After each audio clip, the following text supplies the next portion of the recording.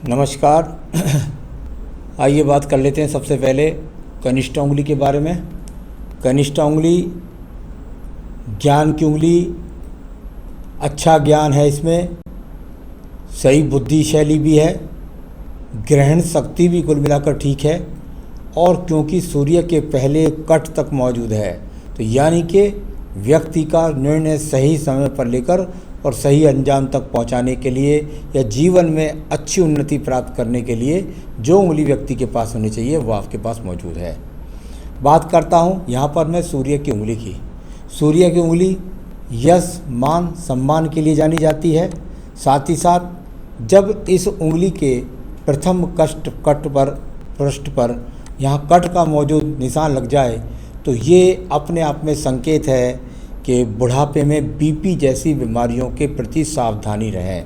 यानी कुल मिलाकर के आपको बीपी और कोलेस्ट्रॉल और साथ ही साथ आपके जीवन में आँखों के रोग तेज़ी के साथ बढ़ेंगे। तो इन बातों को आपको ध्यान रखना है। एकदम क्रोध में आ जाना ऐसे व्यक्ति के स्वभाव में आगे आगे और तेज़ी से आएगा। तो आपको इन बातों का विशेष रूप से ध्यान रखना है। ये शनि और सूर्य की उंगली के बीच का गैप व्यक्ति के जीवन के अंदर माता पिता की सेवा व्यक्ति नहीं कर पाता है किसी भी कारण की वजह से बुढ़ापे में। आइए बात करते हैं एक और पर्व की। ये पर्व शनि का पर्व धन के पर्व के लिए, अच्छे स्वास्थ्य के लिए। अगर मैं वर्तमान की स्थिति में देखूं तो इसके भी प्रथम पर्व पर यानी मानसिक पर्व पर यहाँ भी ये निशान आया। यानी आगे आने वाला समय ख़ास तौर से मैं आपको 3 से 4 साल के लिए ज़रूर कहूँगा कि विशेष रूप से सावधानी रखनी है आपको स्वास्थ्य के बारे में। जहाँ तक धन की स्थिति है उसमें मुझे लगता है कि कोई बड़ा परिवर्तन नहीं होने वाला है। इतना भगवान की कृपा से आपके पास संपन्नता रहेगी कि छोटी मोटी अगर कोई धन से गिरावट संबंधी समस्या भी आई तो आप उसे आराम से सहन कर जाएंगे, लेकिन स्वास्थ्य को ध्यान रखना होगा। आइए बात करता हूँ बृहस्पति की उंगली की। बृहस्पति की उंगली और यहाँ इसको देखा जाता है संतान सुख के लिए, अच्छे खान पान के लिए, पेट की अच्छी शैली के लिए। कुल मिलाकर के यदि मैं देखता हूँ तो सेकंड पर्वत पर कुछ स्क्रैचेज और थर्ड पर्वत पर कुछ स्क्रैचेज, थोड़ा बहुत खान पान का ध्यान रखना है। साथ ही साथ जो पत्नी के साथ संबंध रहे होंगे वो आपके हमेशा अच्छे नहीं रहे होंगे। कुल मिलाकर के यानी आप लोगों की जो बीच की तालमेल की सेटिंग है वो अच्छी नहीं रही होगी युवावस्था से। अब बात करते हैं बृहस्पति के इसके बाद आपके बुध के पर्वत के बारे में। बुध के पर्वत के बारे में आपसे बात करता हूं तो ये रेखा यहाँ पर देख लेते हैं, फिर आपके सिंपल हाथ पर देखते हैं। यहाँ देखिए मैं सामान्य रूप से जो ये रेखाएं खड़ा कर रहा हूँ क्योंकि आपका एक सवाल भी है। आपने कहा बुध पर्वत पर कमल चिन्ह।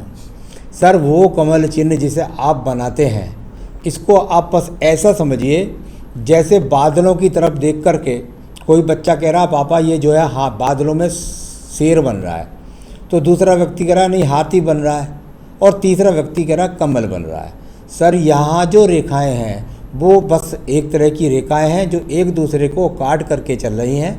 या आप यहाँ इधर की तरफ कोई कमल बना रहे हो तो ये इस तरह का जो कुछ भी आप यहाँ बना रही हैं कोई भी कमल चिन्ह नहीं है। ये सिर्फ और सिर्फ वो रेखाएं यहाँ पर हैं जो बताती हैं कि जीवन के अंतिम चरण तक जीवन के अंतिम चरण तक आप, मैं भी इसको यहाँ बना देता हूँ इस तरह से कमल जैसे आप बनाते हो किसी अनुभूति से, तो वो अनुभूति कमल यहाँ नहीं, वो मैंने बहुत देखे हैं अपने जीवन के अंदर। तो ये अनुभूति कमल ना बनाइए कृपया करके।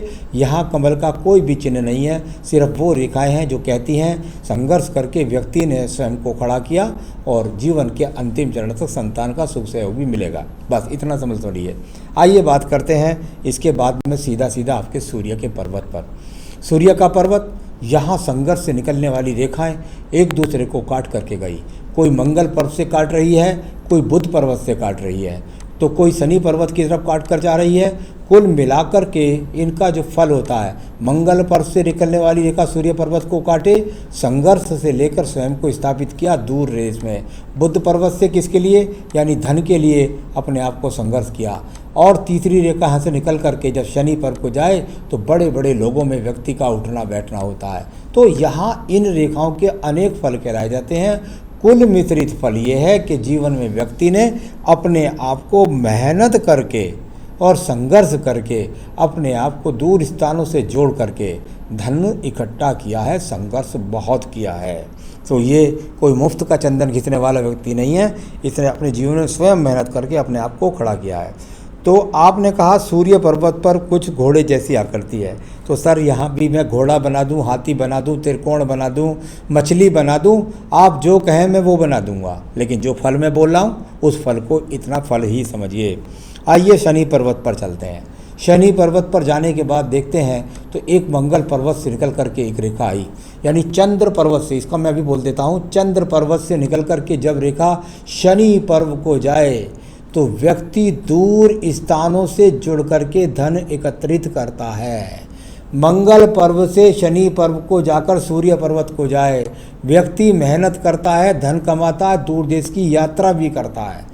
तो ये इस प्रकार से बैठ करके इन रेखाओं का फल है, परंतु मैं यहाँ सूर्य पर्वत को बोल रहा हूँ। तो सूर्य पर्वत पर वो खड़ी रेखा यहाँ विराजमान है जो आपके जीवन के अंदर जीवन के अंतिम समय तक किसी के आगे हाथ नहीं, करोड़ों रुपए आपके पास में होंगे और अपनी जीवनचर्या को अच्छी तरीके से चलाते रहेंगे।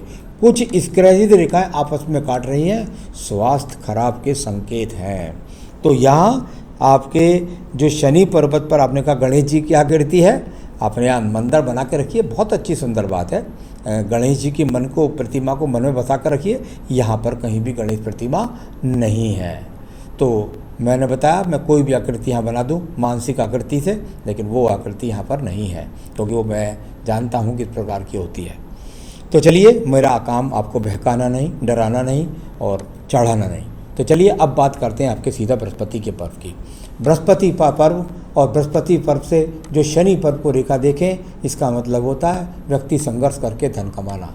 दूसरी बात, आपके यदि ऊपर यहाँ बात के रेखाओं करूँ तो खड़ी हुई रेखाएं जीवन के अंदर धन भी कमाती हैं, तो व्यक्ति का दान पुण्य की तरफ अच्छा खासा होता है, यानी अपनी सामर्थ्य के अनुसार व्यक्ति बहुत अच्छा धन करता है। बहुत अच्छे ट्रस्टों में, हॉस्पिटलों में, यानी धर्म संस्थानों में या जो सामाजिक कार्यों के अंदर धन देता है।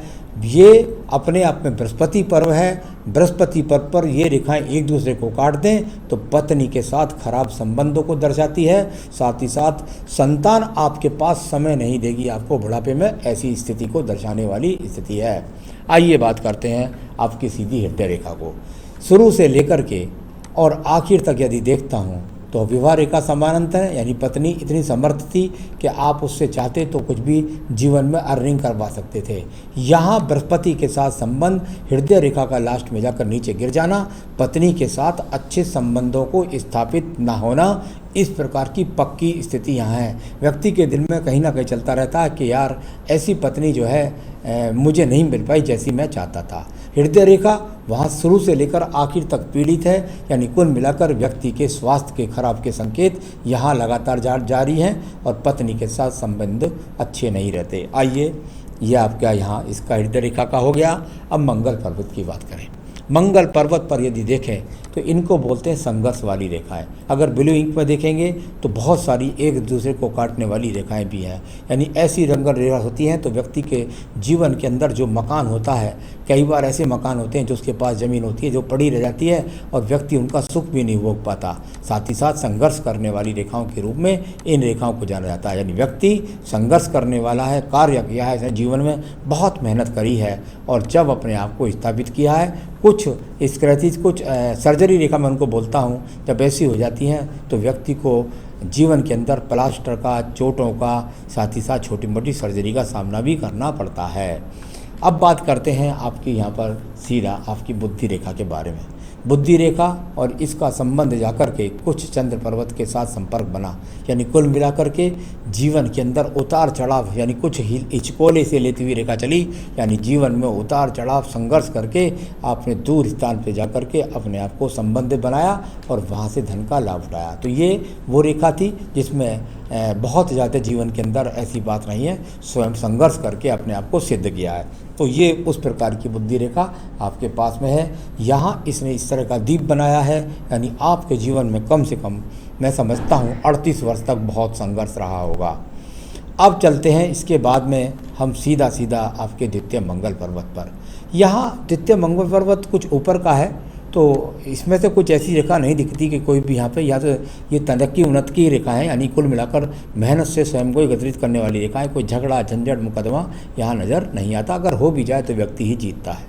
चलिए अब बात करता है हम आपके चंद्र पर्वत के बारे में। चंद्र पर्वत पर ये रेखाएं मैं इधर से खींच रहा हूँ, वैसे ये नीचे से ऊपर की तरफ खींची जाती हैं। क्या हो, कुल मिलाकर चंद्र पर्वत से जाके केतु पर्वत में जाए या केतु पर्वत से जाके चंद्र पर्वत में जाए, यहाँ कुल मिलाकर इनका संबंध दूर प्रांतों से जुड़ करके व्यक्ति के अंदर लाभ। साथ ही साथ केतु पर्वत से इतनी सारी रेखा का चंद्र पर्वत का संबंध व्यक्ति को दूर देश की विदेशों की यात्रा कराता है बहुत सारी, और दूर देश से जुड़ करके धन भी प्राप्त कराता है। तो ये इस प्रकार की रेखा है।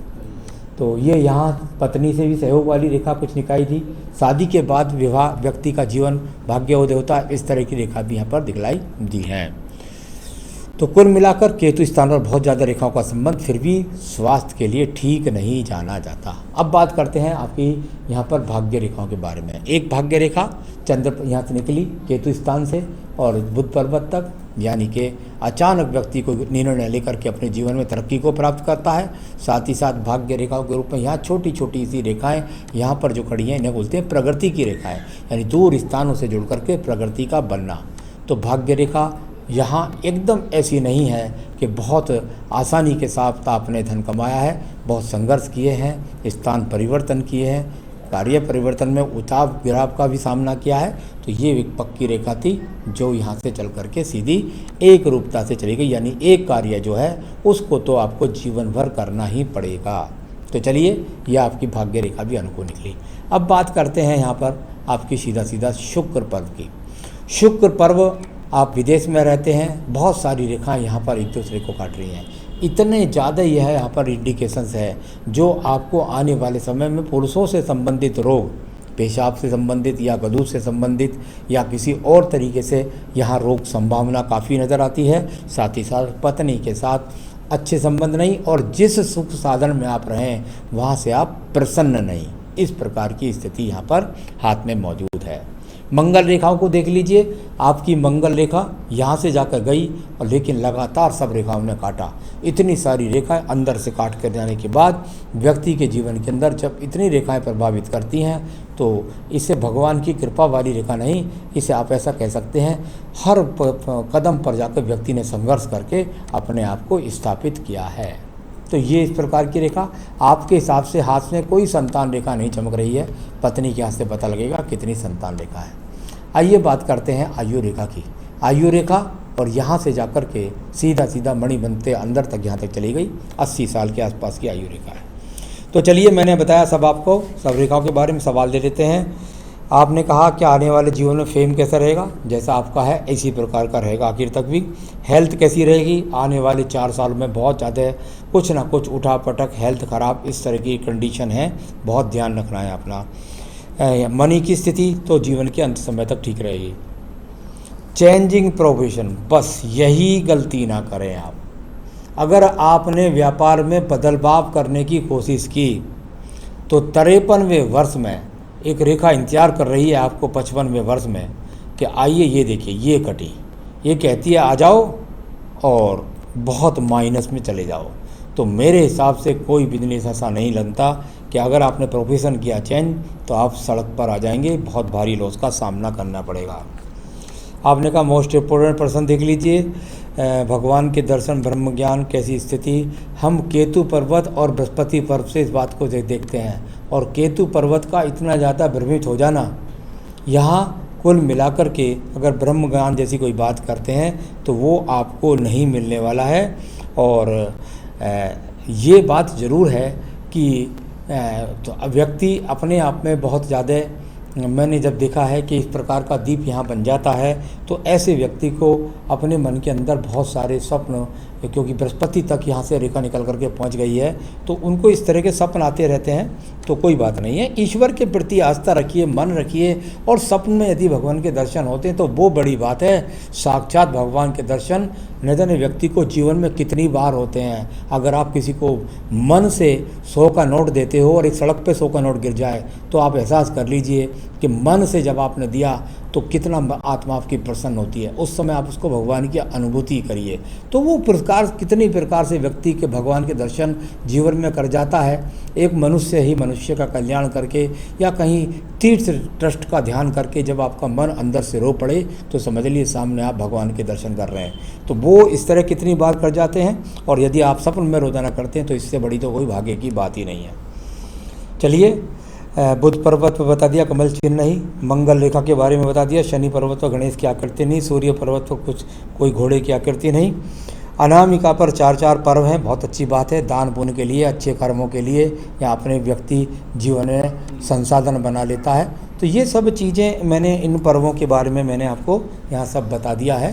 तो ये अनामिका भी जो चौथे पर्व जो हुआ है तो लास्ट वाली उंगली पर क्या असर है उसका बता चुका हूँ मैं आपको।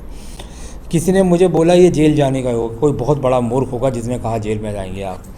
तो चलिए, मैंने सारी बातों को पढ़ लिया है, कहीं भी कोई गणेश जी की आकृति नहीं है, शनि पर्वत सूर्य पर्वत सब आपके देख लिए हैं, सब कुछ मैंने देख लिया है। तो अब मैं आपको बताना चाहूँगा, यदि आप चाहते हैं तो बहुत सारी दूषित रेखाएं मिट जाएंगी और आपके जीवन में आप साक्षात भगवान के दर्शन कर सकेंगे, इसमें कोई शक नहीं है। लेकिन कुछ पूजा पाठ बता रहा हूँ, उनको अपने जीवन में जोड़ लीजिए, क्योंकि मुझे आने वाले समय में रोगों से और आपके कार्य में उठान पटन के कम से कम 4 साल तक मैं देख सकता हूँ, बहुत लग रहा है। इसके लिए एक बेहतरीन सा पुखराज पहने, साथ ही साथ मैं आपको 3 पूजा भेजूंगा, वो अपनी पूजा में शामिल करें। पुखराज यदि चाहें तो आप हमसे मंगा सकते हैं, हम आपके स्थान तक पहुंचा सकते हैं। आपको देवी कवच पढ़ना होगा, अर्गला पढ़ना होगा और कीलकम पढ़ना होगा। ये तीनों पूजा शामिल कर लीजिए और साक्षात भगवान का दर्शन कर लीजिए। नमस्कार।